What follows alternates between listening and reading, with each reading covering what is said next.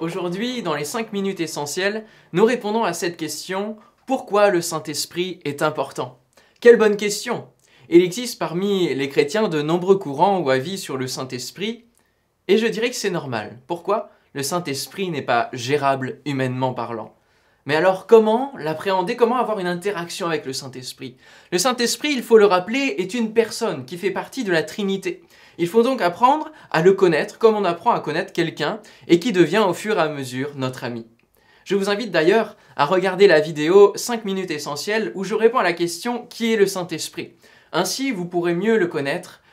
Et c'est vrai que nous nous méprenons souvent sur un verset de la Bible qui se trouve dans les Actes des Apôtres au chapitre 1er, verset 8, qui est souvent cité, où Jésus dit: « Mais vous recevrez une puissance, le Saint-Esprit survenant sur vous, et vous serez mes témoins à Jérusalem, dans toute la Judée, dans la Samarie, et jusqu'aux extrémités de la terre. » Nous parlons et ressentons une puissance, mais c'est une personne qui vient sur nous et en nous. Ce n'est donc pas un fluide ni une puissance magique. Non, le Saint-Esprit ne nous rend pas mystiques non plus et ne nous conduit pas dans des transes incontrôlables. Et bien souvent, à cause des abus ou des témoignages d'expériences qui ne sont pas cohérents avec les textes bibliques et les expériences qui nous sont racontées par la Bible, nous pouvons être souvent impressionnés et ne plus vouloir aller plus loin avec le Saint-Esprit. Cependant, il ne faut pas le négliger, et si nous croyons que Dieu guide nos vies, il n'est pas un homme pour nous emmener dans le déséquilibre spirituel, et il faut aller au contact de l'Esprit. Avant de chercher quelconque puissance du Saint-Esprit, donc, cherchons le Saint-Esprit lui-même. C'est un défaut que nous devons corriger dans l'ensemble de nos vies chrétiennes, de notre vie chrétienne. Ne cherchons pas le don, mais le donateur, le créateur. Ne prions pas seulement dans le but d'avoir la bénédiction, mais cherchons un cœur à cœur avec celui qui est la source de la bénédiction. Alors, à quoi sert la puissance du Saint-Esprit sur notre vie? Elle a un double effet, intérieur et extérieur. Intérieure, elle vient nous édifier, nous fortifier. Lorsque nous venons à Jésus, tout est à reconstruire. Notre vie et nos maux passés ne sont plus, et il faut construire un être nouveau, une nouvelle identité en Christ. Cela demande du temps, et notre caractère a besoin de transformation.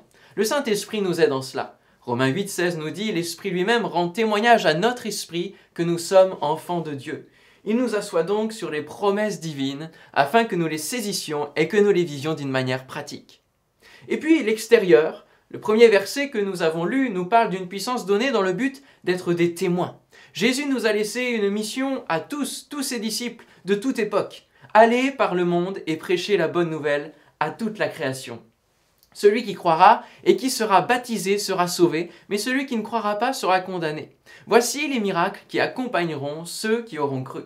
En mon nom, ils chasseront les démons, ils parleront de nouvelles langues, ils saisiront des serpents, s'ils boivent quelques breuvages mortels, il ne leur fera point de mal, ils imposeront les mains aux malades et les malades seront guéris. Toutes ces œuvres sont impossibles au regard humain, mais c'est l'Esprit Saint en nous et sa puissance qui vont rendre ces choses possibles à ceux qui croient en leur fort intérieur, fortifiés à l'intérieur par l'Esprit.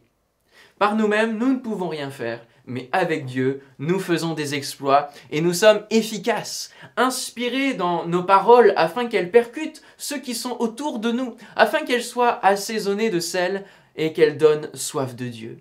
Cette puissance nous amène également à recevoir et développer les dons spirituels au sein de l'église locale, dont la liste est décrite dans la première épître aux Corinthiens au chapitre 12. Je vous laisse le lire.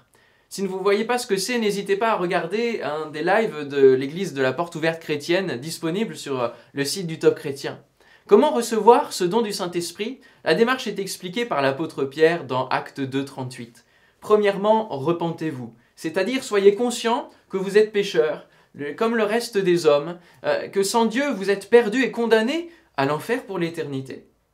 Deuxièmement, que chacun de vous soit baptisé au nom de Jésus-Christ pour le pardon de vos péchés. Pour cela, il faut donc croire en l'œuvre de Jésus-Christ à la croix pour chacun.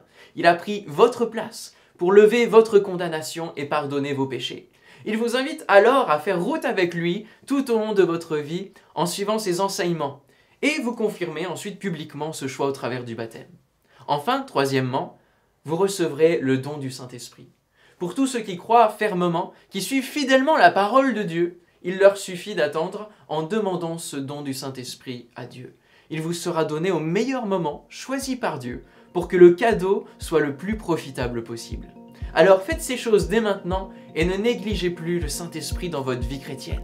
Développez ce fruit de l'Esprit et vous allez voir des changements dans votre vie. Que Dieu vous bénisse.